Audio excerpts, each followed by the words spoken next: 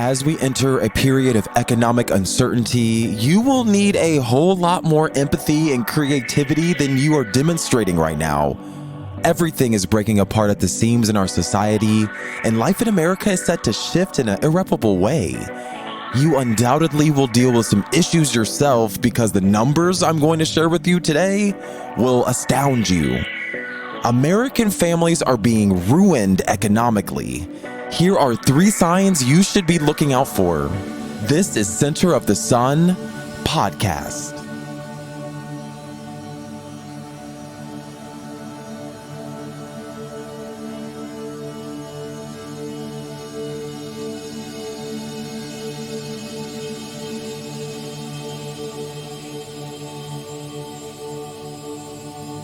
Between the international conflicts, a raging pandemic, and the complete erosion of character of the people in the United States, from my vantage point, a recession seems to be a near certainty. And the bad news is that recessions affect the public in a variety of ways. Today, I'm going to share with you the indicators of that looming recession and what you can do to prevent suffering in your family. But before we get into it, let's first define a recession. According to many economists, a recession is a period of lengthy slowing or significant reduction in economic activity that may last for months or even years. So what is the point of caring about a recession? Isn't this something that only politicians and economic experts should be concerned about? Well, during recessions, assets depreciate or they lose their value, businesses fail, and overall unemployment rises. So you better bet your ass that you'll feel it too at some point. In the past several months, the cost of heating our houses has skyrocketed. Many consumers in the United States were taken aback when they learned how much their monthly expenditures would rise.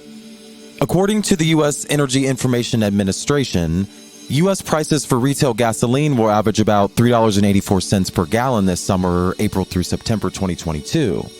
Which would be up from $3.06 per gallon last summer and the highest price adjusted for inflation since the summer of 2014. This agency also stated that the price of heating your home will continue to be uncertain due to the following: uncertainty related to geopolitical developments between Russia and Ukraine, the way in which existing sanctions on Russia will affect its oil production, and potential additional U.S. and EU sanctions on Russia, the pace of oil demand growth in the summer, the volume of new crude oil production at current price levels, the potential of demand destruction because of high retail prices for petroleum products. Prices are growing at their fastest rate in decades, and the White House predicts that inflation will hit a 40-year high of 8.7% by the end of the year. I personally wouldn't be shocked if we surpassed 10%. Because according to the U.S. Department of Agriculture, food prices alone are 8.6% higher than they were a year ago at the grocery store. And as the price of raising cattle continues to increase between 12% and 16%, these costs will be passed on to us. Beef is really the only sector of the food industry with price increases less than 10% right now. To put it another way, you'll be able to purchase less food for the same amount of money as prices continue to rise on a wide range of products. And it's a negative for big savers since rising inflation and low interest rates imply that your money has even less potential to grow. Inflation is often controlled by raising interest rates, which is excellent news for savers, but bad news for those who rely on real estate income for their mortgage payments. Higher interest rates may also have a negative impact on the housing market, slowing it down and stopping it altogether. First-time homebuyers may think this is wonderful news, but lenders tend to be more stringent during times of uncertainty. Just last month, the central banks across the world boosted interest rates for the third time in a few months, with interest rates projected to climb more and more in the coming months. I don't believe that these increases in interest rates will be sufficient enough to counteract the current levels of inflation. A period of prolonged inflation may be on the horizon if interest rates are unable to regulate some of the external causes, such as energy costs. As inflation and the cost of living continue to rise, wage growth is just not keeping pace.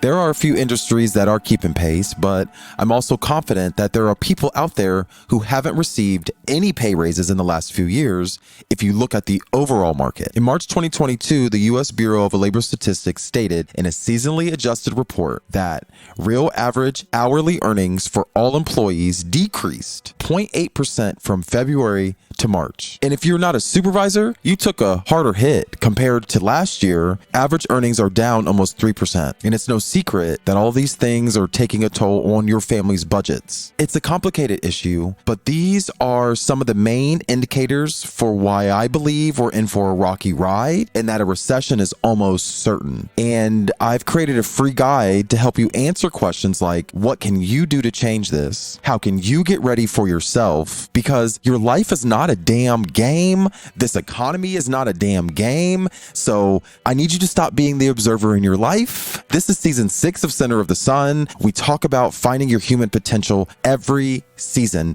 and I don't want you to wait until an actual recession to get off your ass and address the problems around you. Just like your therapist says, stop pushing everyone and everything away that brings you joy. Instead, you should call them into a world that you build, that you control. And when you download the free guide that you can find in the description, there's a good chance that you'll stop feeling like shit, wasting away your natural gifts, waiting for somebody to take care of your ass. But I want you to I want to help you create a life that you look forward to living every day, because you only die once. So you should make the choice of how you will live every day. Okay? Don't let the threat of a little economic downturn make you feel like you're the problem, because you're not. The only thing you should do is get out of your own way. And if you're worried that you have to fit into a stereotype, or that you have to be out here doing all this extra, put on a wig and acting out skits and stuff just to make money, or just for somebody to pay attention to you, think again, because none of that is necessary. And I've written it all down. It's like a 20 page guide, and everything you need is already inside of you. It's up for you to take the first step. And the first step is to download the free guide and to read it. It's free. Thank you for listening to Center of the Sun. I'm your host, Devon, and American families are being ruined economically. It's kind of a lot going on. How are you doing? Email me, host@centersun21.com. 21 is a number, not a word. How are you doing today? Email me, host@centersun21.com. We're back. Season 6. It's crazy. It's been a whirlwind. I think it's been about 7 months, 8 months maybe since I've done a show, and I've been itching to get back on here. The girls are boring me. The girls are redundant out here in these COVID streets. The girls are fighting constantly. It's not cute, but you can transcend, you can rise above the boo. I encourage everybody to create content that speaks to their gifts, that speaks to their soul. If you're bored, you're boring. And I'm bored. So I'm boring. So therefore I need to be unbored and unboring. And so we're back. Season 6, Center of the Sun. I wanted to point you to an article written by the Griot. They reported last week that over $1.3 million in legal expenses have been ordered by a judge to be repaid or paid to Omarosa.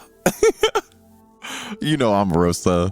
She worked for the Trump campaign. She got a settlement or a judgment from a judge that the Trump campaign has to pay her legal fees in connection with her Unhinged book. Trump's legal team filed a non-disclosure agreement violation lawsuit against Omarosa in 2018, arguing that the book broke this agreement. And the legal expenses were granted to Omarosa by the American Arbitration Association on Tuesday, the Business Insider reported. So when it comes to the book, Omarosa said it was perfectly normal for Trump to ask her about her sex life, and that she had no problem with him doing the same thing with Ivanka. But Omarosa claims that a non-disclosure agreement was never signed. So she told all of this in this book, and the Trump got him mad. And the judges in New York and New Jersey ruled on Tuesday that the Trump campaign must pay Omarosa's legal fees because she apparently, in fact, she did not sign nobody's agreement. So when in doubt, write a book. if you didn't sign an agreement. I find that to be just really funny. I think Omarosa has really been a very interesting character in all of this, as like one of the only black people a part of this administration. It just tickled me that Trump lost again, because actually the Trump Make America Great Again super PAC is paying out all of these things. So they have to fundraise, and they have to uphold this like image that like Trump is still in power in some way. So you need to donate to Trump to help fight his legal fees, because that's all that he's having, all of these rallies and all these things to pay all of this. It's very expensive stuff. But another report by the Griot announced that Spotify and former President Barack Obama and First Lady Michelle Obama will no longer be in a partnership. The Griot stated that Variety reported that the couple's production firm, Higher Ground, we go low, or they go low, we go high, that whole thing was terminated. They terminated their contract with Spotify. Higher Ground's Spotify contract ends in October, and the couple, are king and queen of America. They opted out of extending that contract with the streaming service, and apparently owing it to disagreements about the terms of their exclusive agreement with the Obamas. And one of the concerns is mainly surrounding the desire to increase their syndication, or the number of places their programs can be found by their audience and watched and listened to, which is like the ultimate like moneymaker. Like, you don't want to just be like exclusive to Spotify, especially if Spotify is like sucking Joe Rogan's dick. Like, hell no, I need the Obamas to go higher. But I mean, it's been a busy year for this production firm, especially since the Obamas secured their exclusive Spotify partnership in 2019. But according to Variety, in the 2020s, Michelle Obama's podcast was the most listened to Spotify original to date. So Barack Obama, Grammy and Academy Award-winning singer-songwriter Bruce Springsteen, they were interviewed by Higher Ground in 2021 for the documentary Renegades Born in the USA. A big hit show, a podcast about pivotal pop culture moments, and Tell Them I Am, a collection of Muslims telling universal stories. All of this was released in 2021 by this company. So Higher Ground, they want to take the, they have stuck. How do you got Joe Rogan and his lot, and then you got Barack Obama over here? It's not giving what it's supposed to give. So, they need to be out here giving what it's supposed to give. They need to take it, they're taking their shit to other firms, girl. But all of this is in pursuit of a non-exclusive partnership that the Obamas, it's because they want a non-exclusive partnership, and they want to license their shit out to everybody. And they're looking at, Audible, they're looking at iHeartMedia, they're looking at a bunch of different firms, because they got proposals upon proposals, and they're like, well, we got money. We got money on the table. We're leaving, girl. But upon the expiration of the contract, this is what really made me happy. And this is what you need to be learning from our king and queens about, because upon the expiration of the contract, Higher Ground will retain the distribution rights to the podcast it produces during its time on Spotify. I own 100% of Center of the Sun, baby. Center of the Sun is owned by me. This is a black-owned media, property. What do we call this show? A show, media property. This is a black-owned too. I'm trying to be like these people. And as a part of its deal with Netflix, Higher Ground produces films and TV shows in addition to podcasts such as the Academy Award-winning documentary American Factory, which premiered in 2019. Also, on February 14th, 2022, Higher Ground announced it was teaming up with Questlove and Black Thought to produce the documentary Descendant for Netflix worldwide distribution, which is currently in production. So it makes a hell of a lot of sense. Higher Ground wants to depart with Spotify because it's also trying to produce science fiction films based on, there's a novel called Exit West, and they also want to create a film about Tenzing Norgay, who was the first person to climb Mount Everest, and they want to make a film about Tayarisha Poe, the young wife. So this is all very exciting for the Obamas, and I love this for them. As a part of the deal with Netflix, Higher Ground produces films and TV shows, all kinds of things. Hopefully they keep the Netflix deal, but I'm really glad that the Spotify deal is out of the girl, out of the way, you know, because it's really keeping our girl back. Oh, wow. In other news, keeping our girls back. Let's talk about ASAP Rocky. Let's talk about the erosion of character in America. Let's talk about the lack thereof. ASAP Rocky, and one of my friends was like, you would never want to date ASAP Rocky? No. Why? Because he's a thug and I'm good. Like, I don't know if he's actually a thug, but like the persona is like cliche as fuck. It really is. Read a book, go to school, get a job, make a retirement account, retire, then do, you know, like there are things other than like getting money and like wearing braids, even though I'm just being jealous because I'm bald. But there's more to life than what the fuck ASAP Rocky is involved in. Los Angeles airport officers apprehended the rapper and his girlfriend Rihanna. Let's wake this up real quick. He got my girl out here exposed. Rihanna and I are peers. We are the same age. I think we're both 34 right now. I'm not 34. I'm 33.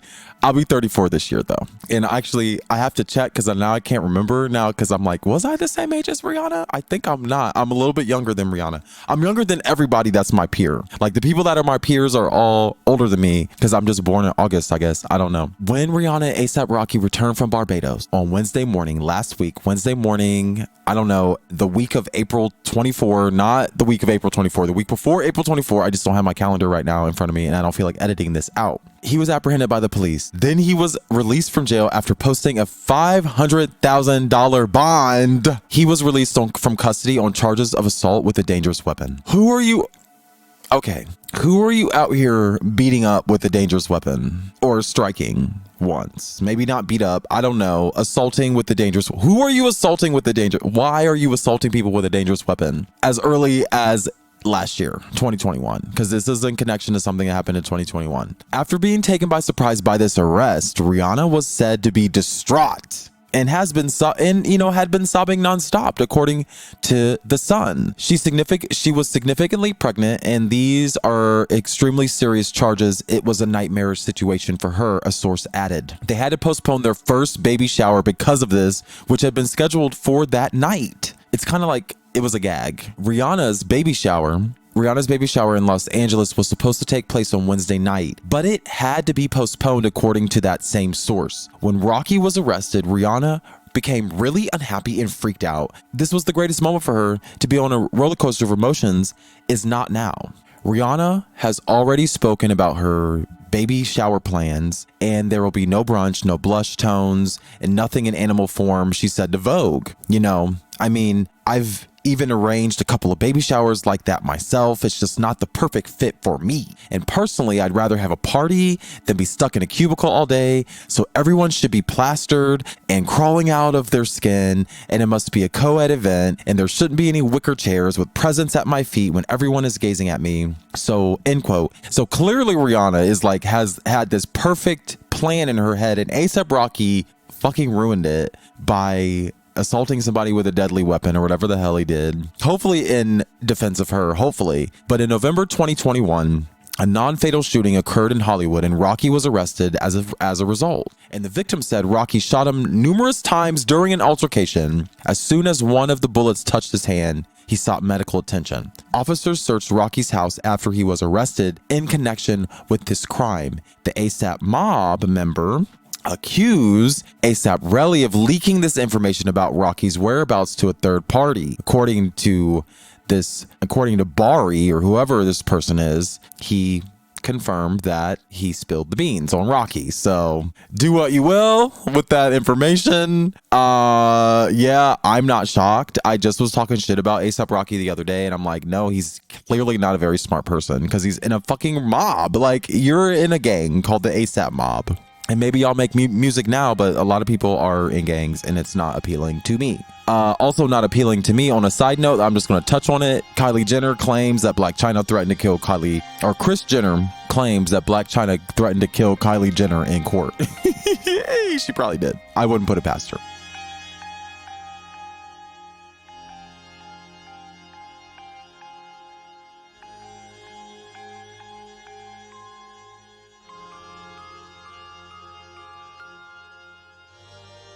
So this final segment is all about how the economic policies that led to the Great Depression and mass starvation in the 1930s also led to massive scientific discoveries that are pushing our society to the brink today.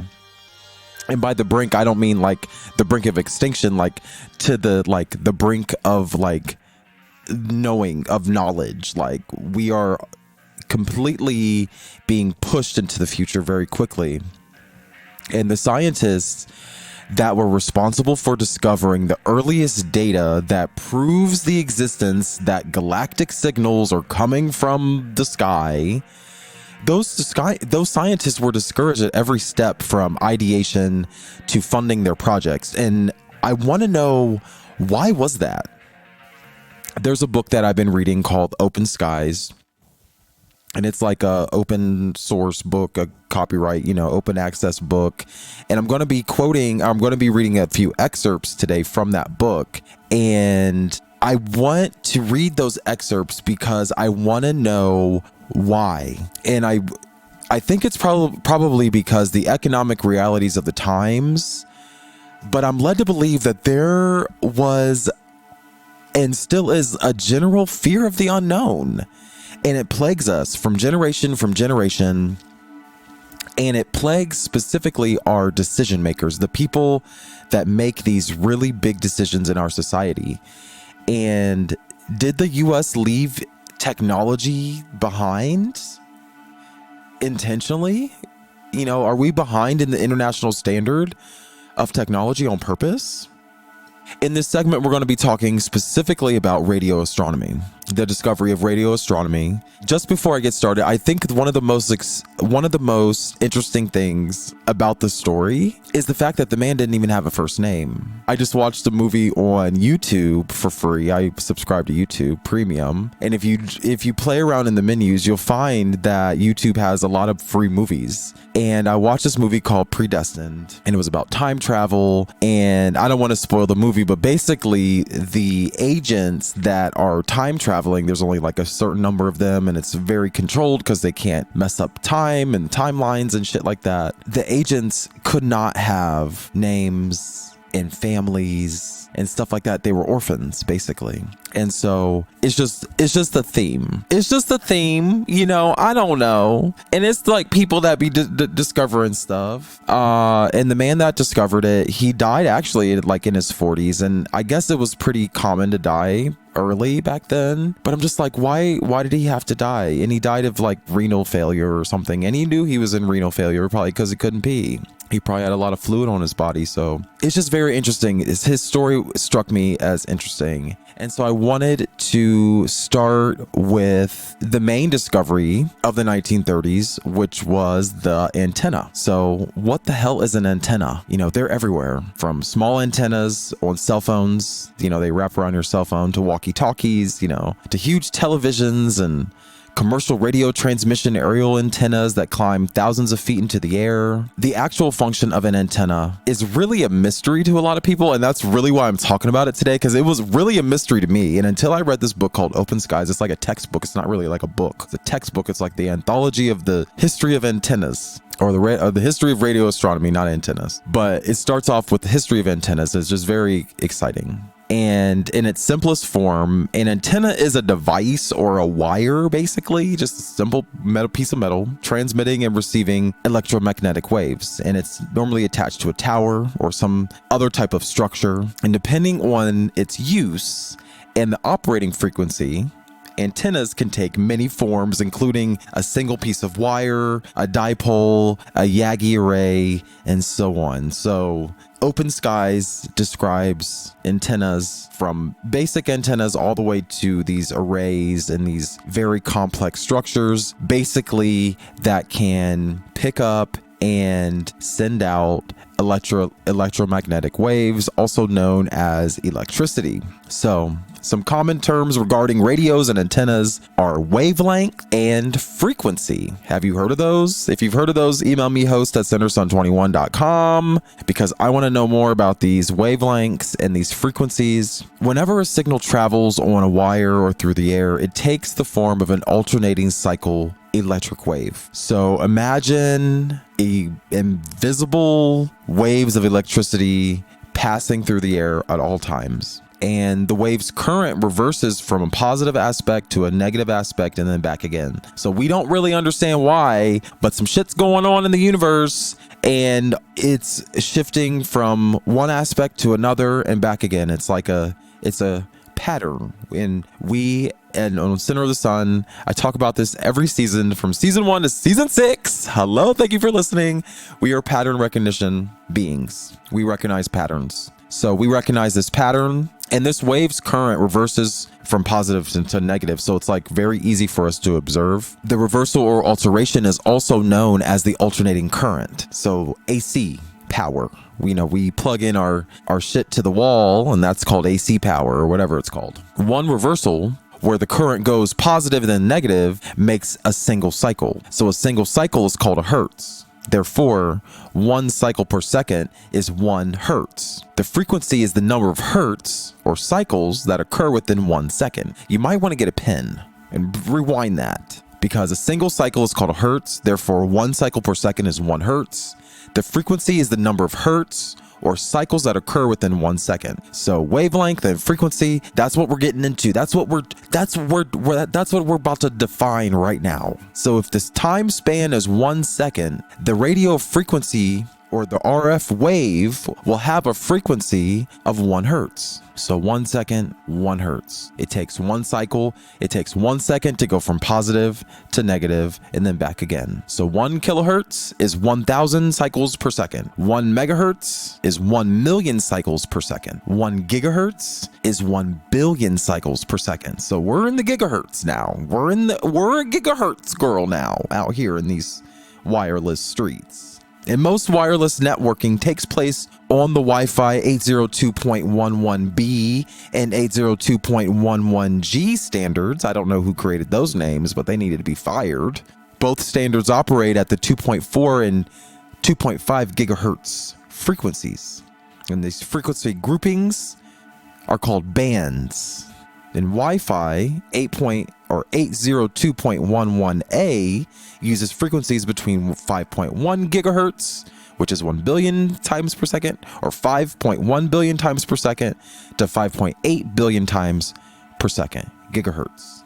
Both bands are commonly known as the industrial, scientific, medical band, because they're designated to various government agencies that regulate radios, primarily to the industrial, scientific, and medical radio traffic. So the government needed to figure this shit out because it was like, hold on, we can't talk to each other. Like, what? In private? What? And the wavelength is the physical length of the radio signal. So literally, I don't understand this part. This measurement is based on the metric system. However, English measurements can also be used. The metric scale is always used when speaking of the bands or the areas of the RF spectrum where radio signals are grouped. While most RF bands have common names, it's not unusual for radio experts to call them by the 70 centimeter band or the 160 meter band. In a January 18th, 1933 letter, a scientist named Carl Jansky wrote, "I have data which shows conclusively that the His-type static comes from a direction which I know at least lies in a plane fixed in space, and I think the direction is fixed in that plane, but I am not sure of that as of yet." As he wrote his father regularly, he says, "I received a letter today from a spiritualist who thinks I'm receiving messages from the other world, and from some crank mathematician who advises me to watch for numerical messages based on the factors 2, 4, 8, etc., indicating a superior intelligence." Jansky also commented on the important contrast between the optical and radio sky, pointing out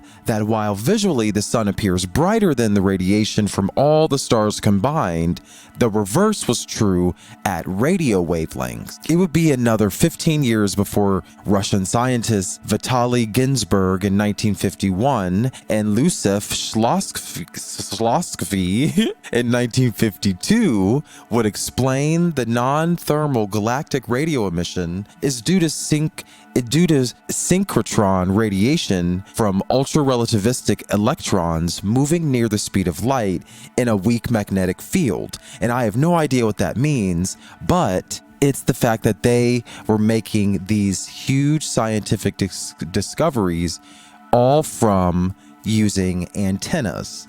And they're figuring out that radiation doesn't have to mean heat. It can mean heat. You have a radiator that heats your home, or a oven radiates heat, or you radiate happiness. Those things, or it radiates light, or something can radiate light. And generally when something radiates light, it creates heat. When we observe radiation with antennas using electromagnetic energy or waves, we found that the more energy something had didn't also mean that it had a lot of heat coming out of it. There's a lot going on.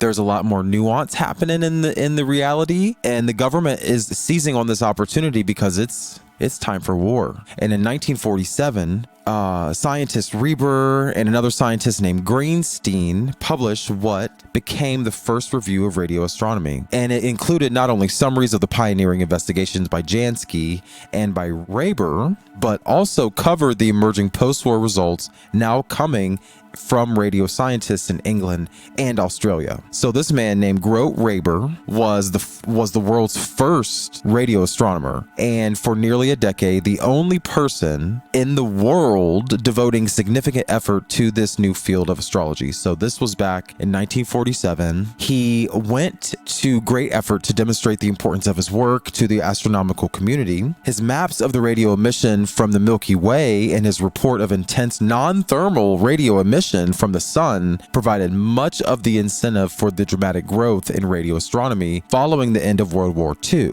And he also stimulated the theoretical research which led to Hank von der Hulst's prediction. There was another man, Hank von der Hulst, his prediction of a 21 centimeter hydrogen line. These are physical waves, like physical things that we are observing in the sky. So what gets me out of all of this man was the first radio astronomer. He's the first person to use antennas to prove that the sun was hot, was giving off radiation in the form of thermal energy, but also giving off radiation in terms of radio waves.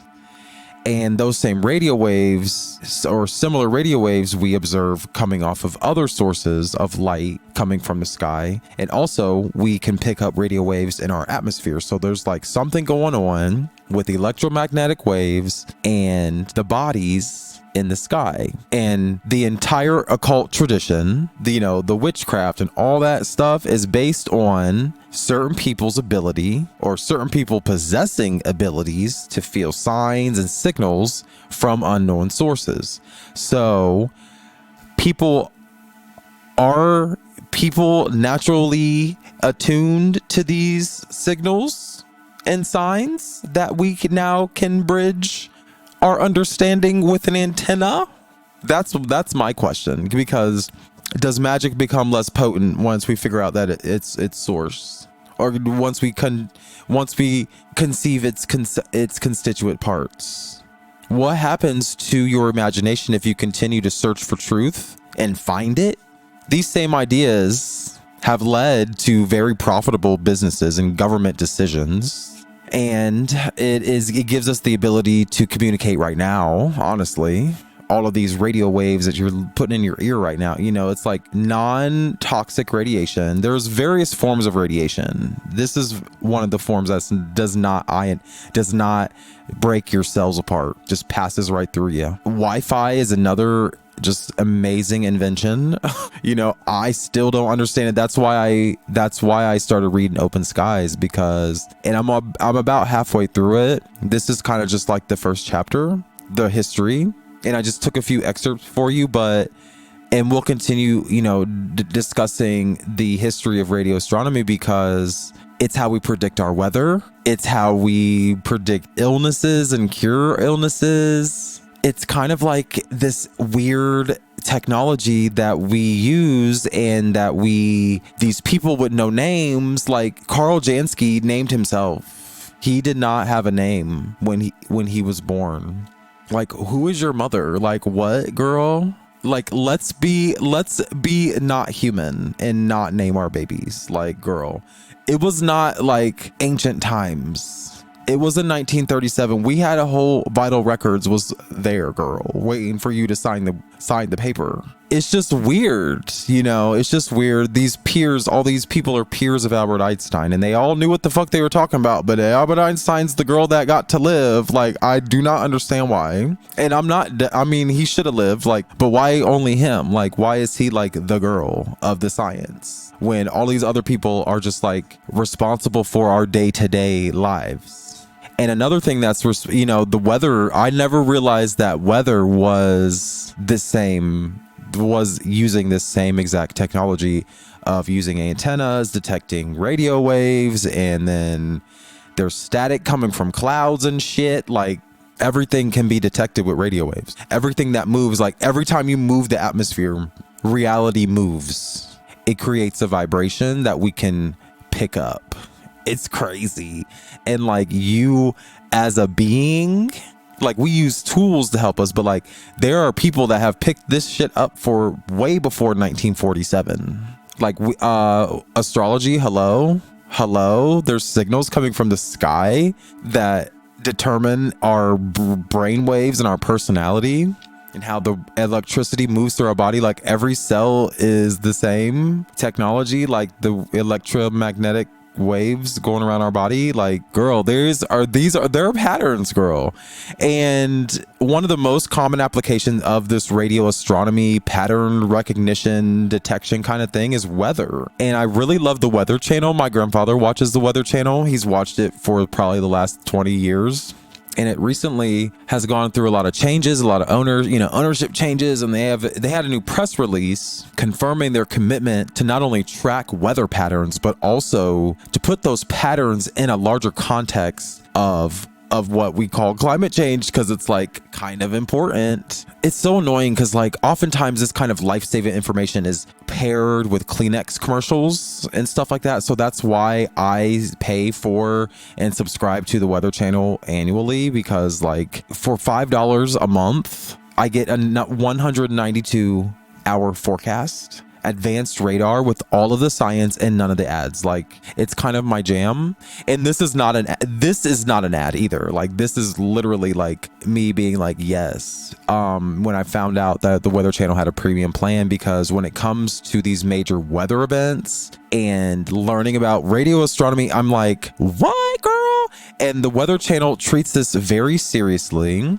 Treats the weather very seriously. They have budgets, girl.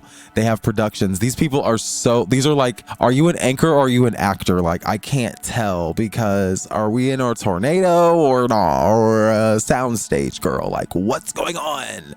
But they don't downplay the effect that weather has on these marginalized communities of Black and brown people around the world. And I'm tired of the fake scientists. Like, I'm a researcher. I depend on data and science. I depend on smart people to tell me where to look and think.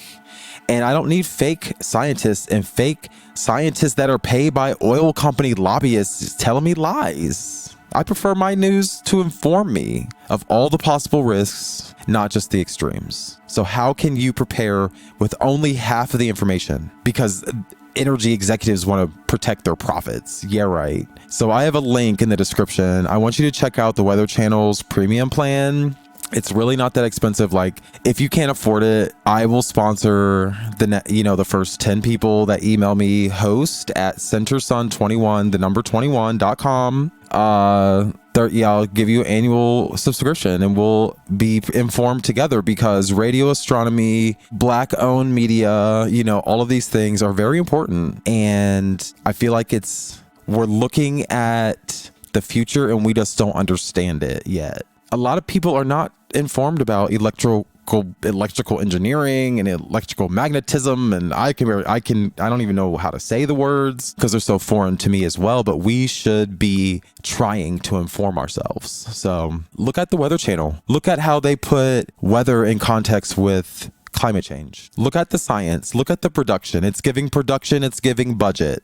You know, the iPhone app is good. It's the raindrops for me on the iPhone app, but can I get some science, girl? Can I get some live updates? Thank you so much for listening.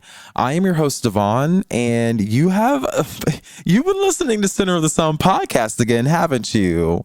Wow. Well, thank you for listening.